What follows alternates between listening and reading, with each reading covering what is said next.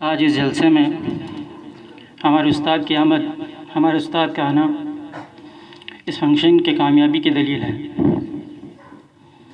क्योंकि जितने भी फंक्शन होते रहते हैं इनके बगैर हमारा कोई भी फंक्शन नहीं है। जब हम 8 साल की उम्र के थे तब इनके शागिर्द बने और पूरे 5 साल तक इन्होंने हमें पढ़ाया है।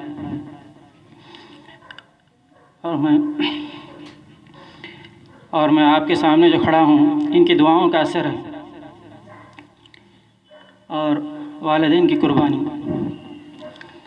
तो आज इस मौके पर मैं अपनी तालिब इल्मी के ज़माने की कुछ बातें बताना चाहता हूँ कि हमारा तालिब इल्मी का ज़माना कैसे गुज़रा, उसके बाद में टीचिंग फील्ड में कदम रखने के बाद में क्या हुआ। जब मैं टीचिंग फील्ड में आया तो उस वक्त मेरी उम्र थी 17 साल। बहुत कम उम्र में मैंने टीचिंग फील्ड में कदम रखा। तो इतनी कम उम्र में टीचिंग फील्ड में आने का जो ये हुआ, ये उस्ताद की दुआ के असर से है। और जब आदमी डीएड और बीएड पूरा कंप्लीट करता है तब बोलने के काबिल बनता है और कुछ कहने के काबिल बनता है। और एक मरतबा की बात है, उस्ताद की कही हुई हर एक बात मुझे आज भी अच्छी तरह से याद है। जब हम चौथी क्लास में पढ़ते थे उस वक्त हमारे उस्ताद ने एक बात कही थी कि अगर तुम्हें मालूम है कि हमारे मुसलमानों में अगर कोई डॉक्टर है तो उसका नाम लिख कर लाओ। तो एक दिन में नहीं, 2 दिन में नहीं, 1 हफ़्ता टाइम दिया गया था। तो पूरा 1 हफ़्ता गुजरने के बाद में हमारे इल्म के मुताबिक नहीं, हमने अपने बड़ों से भी पूछा कि अगर मुस्लिम कोई डॉक्टर है तो उसका नाम बता दीजिए। तो 1 हफ़्ता गुजरने के बाद में भी हम एक मुस्लिम डॉक्टर का नाम नहीं लिख सके। तो आज से 25 साल पहले की बात है। तो जब हमारे उस्ताद थे 7वीं क्लास तक पढ़ाए, आज से 25 साल पहले हम इनके शागिर्द थे। तो उस्ताद और शागिर्द का रिश्ता जो है पढ़ने और पढ़ाने तक ही नहीं रहता। तो आज भी हम इनके पास ऐसे पहुंचते हैं कि आज भी हम इनके शागिर्द ही हैं और हमेशा इनके लिए दुआ भी करते रहते हैं। और उस्ताद जब तक ज़िंदा हैं उनके हक़ में दुआ करते रहें, उनके दुनिया से जाने के बाद में भी, और उनके हक़ में ज़्यादा दुआ ही करते रहें। क्योंकि दुनिया के अंदर 2 चीज़ें ऐसी हैं जिनके लिए हर नमाज में दुआ की जाती है, एक जो है वालिदैन और दूसरा असातिज़ा। तो बहुत हमारे शफीक उस्ताद हैं।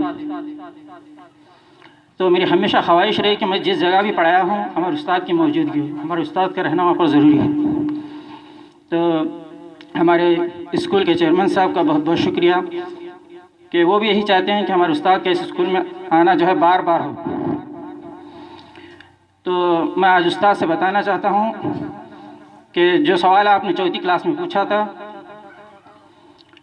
एक डॉक्टर का नाम नहीं बता सके थे। आज मेरे इतने शागिर्द हैं कि मेडिकल लाइन में अगर आप शुरू करेंगे तो नर्सिंग कोर्स से लेकर एमडी तक, जिसमें BHMS, BAMS, MBBS, MD, MS, हर तरह के शागिर्द हैं। इंजीनियरिंग लाइन में आप चले जाएंगे तो आईटीआई से लेकर एमटेक तक, आईटीआई, डिप्लोमा में हर फील्ड के। उसके बाद में बी के अंदर हर लाइन के, mechanical engineer, chemical engineer, software engineer, हर तरह के। तो ये जो कुछ भी हुआ ये उस्ताद की दुआओं के असर से हुआ, उनकी मेहनत का नतीजा है। तो तकरीबन जो है 20 साल का अरसा गुजर चुका मुझे टीचिंग फील्ड में आए हुए। तो आज से 10 साल पहले बच्चे जो दुआ करते रहते हैं, मेरे दिमाग में बात खटकती रहती है कि हमारे असातिज़ा जो है हम पर बहुत मेहनत करते हैं, बहुत मेहनत करते हैं। मुझे नहीं लगता कि मैंने इन पर 1% भी मेहनत की है। जहाँ तक मुझे याद है, मैं समझता हूँ कि मैंने इन पर 1% भी मेहनत नहीं की। फिर भी ये दुआ में बोलते हैं, ये दुआ में कहते रहते हैं हमेशा कि हमारे असातिज़ा जो है हम पर बहुत मेहनत करते हैं। तो 2007 की बात है, मैं इलाहाबाद स्कूल में पढ़ाने के लिए था। ये सबसे पहली स्कूल है मेरी ज़िंदगी में। इससे पहले जो है मैं गांव में ट्यूशन क्लासेस लिया करता था। तो हमारी ट्यूशन की शुरुआत जो हुई 20 जुलाई 1999 से शुरू हुई, 1999 से। तो उसके बाद में 7 साल के बाद में जो है मैं एक स्कूल ज्वाइन किया जो महाराष्ट्र में कोल्हापुर ज़िले के अंदर एक स्कूल है, इलाहाबाद स्कूल। तो फिर वहाँ पर जाने के बाद में मैंने देखा कि मुसलमानों की हालत जो है बहुत खस्ता है। मुसलमान जो है बहुत शिकस्ता हालत में है, जिनके पास पहनने के लिए कपड़े नहीं, लिखने के लिए पेन नहीं है, ब्याज नहीं है, आने जाने के लिए कोई सहूलत नहीं। तो ऐसी खस्ता हालत में जब बच्चों को मैंने वहाँ पर देखा, तो जो बच्चे 10th क्लास में पढ़ते थे उस वक्त इनकी हालत थी कि जमा की अलामत में और ज़रब की अलामत में क्या फ़र्क है, ये अच्छे से नहीं जानते थे। तो उस पोजीशन से उनको मैंने उठाकर तीन महीने के अरसे में सिर्फ 10 दिसंबर 2007 को मैंने स्कूल ज्वाइन किया था। तो 15 मार्च को उनका एग्ज़ाम था, 15 मार्च 2008 को। तो लगभग ये 3 महीने का वक्त होता है। तो 3 महीने में मैंने रात दिन मेहनत करके उनको इस मकाम तक पहुंचा दिया। अल्लाह ताला का फजल है ये, और हमारे उस्तादों की दुआ का असर भी है कि वो बच्चे जो है वहाँ पर जो पेपर जो होता है मैथ्स का 150 मार्क्स का होता है, तो उस वक्त जो एक बच्चा है ने 133 मार्क्स लिया था मैथमेटिक्स के अंदर। तो कोल्हापुर ज़िले में जो है पूरे स्कूलों के अंदर फर्स्ट आया था मैथमेटिक्स में। तो कंटिन्यू जो है 4 दिन तक उसका पेपर में नाम आते रहता था कि इस बच्चे ने जो है, और उस स्कूल का नाम वो निशान तक नहीं था उस ज़िले के अंदर। तो ऐसी हालत में जो है, तो उनको पढ़ाने का सिस्टम कैसा था मेरा, तो मैं जब एक्चुअली हमारे स्कूल का टाइम क्या था 10 से लेकर 5:15 तक, 10 बजे से पढ़ाना, फिर कब तक पढ़ाना उनको 5:15, 10 के बाद में दुआ होती थी, 10:15 साढ़े 10 तक दुआ ख़त्म होती थी, फिर उसके बाद में उनको बच्चों को पढ़ाया जाता था, 5:15 को स्कूल ख़त्म हो जाती थी। लेकिन मेरा पढ़ाने का जो सिस्टम था वो 8 बजे से था। रोज़ाना मैं बच्चों को 8 बजे से पढ़ाता था, तो 8 बजे से लेकर 5:15 बजे तक। और पढ़ाने का सिस्टम सिर्फ 3 क्लासेस थे, 8वीं 9वीं 10वीं। तो 8वीं के बच्चों को आधा घंटा, 9वीं के बच्चों को आधा घंटा। उसके बाद में बकिया वक्त जो भी है वो सिर्फ क्या करता था, मैं 10वीं के बच्चों को पढ़ाता था, क्योंकि उनकी हालत बहुत बुरी थी और वो बोर्ड एग्ज़ाम फेस करने जा रहे थे। तो इतनी मेहनत के बाद में, और रात में कैसा था उनका सिस्टम, हमारे पास ही रहते थे पढ़ने के लिए। तो इशा की नमाज़ के बाद में अगर हम इशा की नमाज़ पढ़ने के बाद में रात के 1 बजे तक, कभी 12 बजते थे, कभी 1 बजते थे, और सुबह को 4 बजे उठना पड़ता था उनको सुबह की नमाज़ तक। फिर उसके बाद में 8 बजे से दूसरे दिन 8 बजे से फिर क्लास शुरू होती थी। तो मुसलसल 3 महीने मेहनत करने के बाद में बच्चा जो है उस मकाम तक पहुँच गया। तो उस बच्चे का नाम है मुबारक मुन्नौड़ी करके। तो उसके बाद में जो है किसी वजह से जो स्कूल में जो छोड़ना पड़ा हो, वहाँ के हालात थोड़े सही नहीं थे, तो इसकी वजह से मैं स्कूल क्या छोड़ दिया। तो उसके बाद में आज तक जो है स्कूल के अंदर इस तरह का रिकॉर्ड भी नहीं है। तो कहने का मतलब यह है कि पूरे असातिज़ा की मेहनत के बाद अगर टीचर, बच्चों का कोऑपरेशन नहीं, पेरेंट्स का कोऑपरेशन नहीं है टीचर के साथ, तो बच्चे की ज़िंदगी बनाना जो है बहुत मुश्किल हो जाता है। जैसे उस्ताद बोलते हैं कि इस तरह से अगर करेंगे तो बच्चे की ज़िंदगी बन जाती है, तो उस वालिदैन का भी जो है साथ होना ज़रूरी है। तो यहाँ पर क्या होता है, वालिदैन क्या है, एक्स्ट्रा क्लास लेने के बाद में थोड़े परेशान हो जाते हैं। थोड़े पेरेंट्स ऐसे हैं कि वो काहे की एक्स्ट्रा क्लास ले रहे हैं आप लोग, हाँ सुबह में जल्दी बुलाते हैं, शाम में लेट तक के करते हैं। तो इस तरह की शिकायतें आने शुरू होती हैं। तो ये शिकायतों के साथ जो है ना उस्ताद को पढ़ाना क्या रहता है, मूड नहीं रहता। फिर जो दिलचस्पी के साथ काम नहीं करते उसमें क्या है, नफ़ा भी नहीं होता। तो इस तरह से ये है।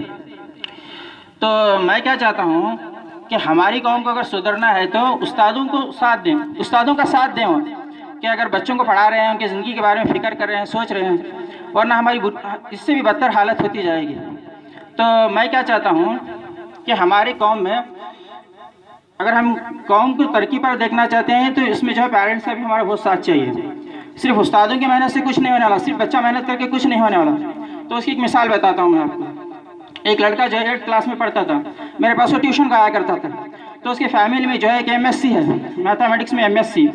फिर उसकी वालिदा जो है हमारे उस्ताद रह चुके हैं, टीचर हो, और उसका एक भाई जो है ऑलरेडी टीचर है, स्कूल में पढ़ाता है। फिर उसका एक भाई इंजीनियर है, वो छोटा भाई। तो मैंने उसको एक दिन क्या किया, एक एग्जाम्पल देके होमवर्क देकर घर भेज दिया। तो बच्चा जाके हिसाब हल कर रहा है, तो खुद के दिमाग से इतना सोच सकता था, सोच के उसको हल करने की कोशिश की उसने, लेकिन वो हल नहीं कर सका। तो हल नहीं करने के बाद में क्या हुआ, वो अपने घर वालों को बताया, जो उसके एजुकेटेड, जो उसके बड़े भाई बहन जो भी थे घर में लिखे पढ़े लोग, उनको समझाया। तो पूरे के पूरे घर वाले जो है उस हिसाब को लेकर इशा की नमाज से लेकर रात के 3 बजे तक उस हिसाब को कर रहे हैं, लेकिन पूरे के पूरे नाकाम हो गए, हिसाब को हल नहीं किया। लाइट चली गई तो फिर मोमबत्ती लगा के उसको हल कर रहे हैं। तो मेरा कहने का मतलब ये है कि वो हिसाब हल हो या ना हो, तो उस पेरेंट्स का जो है ना बच्चों के साथ ये चाहिए, उनकी भी कुर्बानी चाहिए। हमारे वालिदैन क्या करते हैं, सो जाते हैं आराम से, बच्चे को जो पढ़ना है समझना है समझ ले, तो उसके साथ हमारी भी कुर्बानी चाहिए। वालिदैन की जब तक कुर्बानी नहीं होगी, बच्चों के अंदर जो है ना क्या तब्दीली आ रही है, जो भी चेंजेस आ रहे हैं हमें नज़र नहीं आएंगे। तो सिर्फ पढ़ाने का जो ये है सिर्फ असातिज़ा सिर्फ बच्चों से नहीं है, ये पूरे के पूरे इस पर ये होना चाहिए। बच्चों का भी साथ चाहिए, उस्तादों का भी मेहनत चाहिए, उसके साथ साथ वालिदैन का भी उनको साथ चाहिए। तो मैं अक्सर देखते रहता हूँ और अक्सर बात बताता हूँ बच्चों को। मैंने देखा है 20 साल की सर्विस में मैंने एक ही चीज़ को ऑब्जर्व किया है। मैंने आज तक कभी भी ये चीज़ को नहीं देखा कि अगर कोई बच्चा कंपास बॉक्स लेकर नहीं आता स्कूल को तो उसके पेरेंट्स जो है उसको बाद में लेकर आकर दें, ऐसा नहीं देखा। हाँ, अगर टिफ़िन भी सर भूल के आ गया है बच्चा तो उसके वालिदैन जो 1-5 से पहले जो है टिफ़िन ला कर देते हैं उसको। क्यों? क्योंकि 1-5 अगर टिफ़िन नहीं आया तो उसको चक्कर आने लगती है। अगर कंपास बॉक्स नहीं आया तो वो कुछ नहीं होगा उसको, क्योंकि वो मैथ्स का प्रॉब्लम है, तो प्रकार है, पेंसिल है, इस तरह के मसले हैं सारे। तो मैं क्या चाहता हूँ कि बच्चों को अगर भेजना है स्कूल को तो सिस्टमेटिक भेजें। सिर्फ टिफ़िन देकर भेजने से स्कूल पूरी नहीं होती। हाँ, खाने पीने के बारे में फ़िक्र करना माँ बाप का ये है, लेकिन इसका मतलब ये नहीं है कि सिर्फ खाने पीने के बारे में ही फ़िक्र करना, फिर दूसरे चीज़ों के बारे में नहीं सोचना। तो इस वजह से जो है हर तरह से माँ बाप क्या करें सोचें और बच्चों को जो है पूरी तैयारी के साथ। तो स्कूल को गया था तो होमवर्क क्या दिए हैं, तो होमवर्क किया क्या नहीं किया। तो ये वालिदैन का क्या है फ़र्ज़ है, पूछना चाहिए। बच्चे को स्कूल भेजना, तैयार करके भेजना, फिर उसके आने के वक्त का इंतज़ार करना, फिर इतना ही काफ़ी नहीं है। तो इससे पहले जो है मैं इलाहाबाद की स्कूल छोड़ने के बाद में मैं कैंटोनमेंट की स्कूल में पढ़ाता था। तो वहाँ पर मैंने बहुत, आज भी मेरे दिमाग में वो बात खटकती है और मुझे बहुत अफसोस होता है। और जब तक मैं वो चीज़ नहीं देख लेता तो समझो कि मेरा टीचिंग फील्ड में आना जो है अधूरा हो गया। तो चीज़ क्या है, आज से 10 साल पहले की बात है, 2009 की बात है ये। तो इसी तरह से अलविदाई जलसा था कैंटोनमेंट की स्कूल में 10वीं के बच्चों का, जिस तरह से आज आप लोग कर रहे हैं, तो उसी तरह से फंक्शन था। तो उस फंक्शन में क्या हुआ, अक्सर बच्चों की आदत क्या रहती है कि उस्ताद चाहे कितना भी बुरा रहे, शागिर्द जो है उसकी तारीफ़ करते हैं कि हमारे उस्ताद बहुत अच्छे हैं, ऐसे हैं, वैसे हैं, ऐसा पढ़ाते हैं, वैसा पढ़ाते हैं, हर एक चीज़ बोलते हैं। तो वहाँ पर भी इस तरह से कुछ हुआ, बच्चों ने तकरीरों में बहुत कुछ बातें बोल दी कि हमारे असातिज़ा ऐसे हैं, वैसे हैं, इस तरह से बोलते हैं, उस तरह से बोलते हैं, बहुत मेहनत करके हमें पढ़ाते हैं, ऐसा वैसा। तो सब सुनने के बाद में वहाँ पर जो मैनेजमेंट है, कैंटोनमेंट बोर्ड का जो मैनेजमेंट रहता है वो इलेक्टेड रहता है, उनको पब्लिक क्या करता है, इलेक्ट करती है। तो वो बोर्ड में जो है एक मामूली BHM में साथ करने वाला आदमी जिसका नाम मदन चोपड़ा करके था, तो उस शख्स ने वो जब तकारीर सुना बच्चों के तो पूछने लगा कि देखो ये कैंटोनमेंट स्कूल को कम से कम 100 साल हो गए। उर्दू मीडियम की जो स्कूल है आज भी बेलगाम में कैंटोनमेंट स्कूल है, इस्लामिया के बाजू में है, जो लोग बेलगाम में रहते हैं उसे जानते हैं। तो 100 साल हो गए इसको, एक कैंटोनमेंट स्कूल को, तो बहुत पुरानी स्कूल है ये। तो उसने एक ऐसा सवाल पूछ दिया और उस्तादों को मुंह पर इस तरह से जूता मारा उसने खूबसूरती के साथ, कहने लगा कि उर्दू स्कूल जो है ना कैंटोनमेंट की, ये शुरू होकर के 100 साल हो गए इसको। तो मुझे ये बताओ आप लोग कि इसमें से कितने IAS ऑफिसर बन के निकले हैं। तो आप एक मिसाल पेश कर सकते हैं क्या इसकी कि तुम्हारे असातिज़ा 100 साल मेहनत करने के बाद में एक IAS ऑफिसर नहीं बना सकते, तो तुम्हारे पढ़ाने का मियार कितना है। तो उसके बोलने का मकसद क्या था उस आदमी का कि तुम्हारे उर्दू मीडियम के स्कूलों में इस किस्म की या तो इस दर्जे की या तो इस मियार की तालीम दी जाती है। तो उसने बड़ी झंझोड़ने वाली बात कही थी उस वक्त। तो मेरे दिमाग में हमेशा ये बात खटकती रहती है और मैं चाहता हूँ, मेरी ज़िंदगी का मकसद क्या है, सिर्फ 2 चीज़ें देखना मुझे बाकी है। एक IAS ऑफिसर बनते हुए देखना है शागिर्द को, और दूसरा जो है सबसे बड़ा साइंटिस्ट बनते हुए देखना है। अगर जिस दिन ये 2 चीज़ें पूरी हो जाएंगी समझो कि मेरा टीचर्स में आने का मकसद पूरा हो गया। तो एक्चुअली मैं जो कुछ बोलना नहीं चाहता था, लेकिन 10वीं के बच्चों ने मुझे कहा कि सर आप कुछ तो बोलिए। तो वैसे तो अभी बोलने का वक्त भी ज़्यादा कुछ नहीं है, तो मैं क्या चाहता हूँ कि अभी बच्चों के तासुरात भी हैं, तो मैं अपनी बात को यहीं पर ख़त्म करके अपनी जगह लेना चाहता हूँ।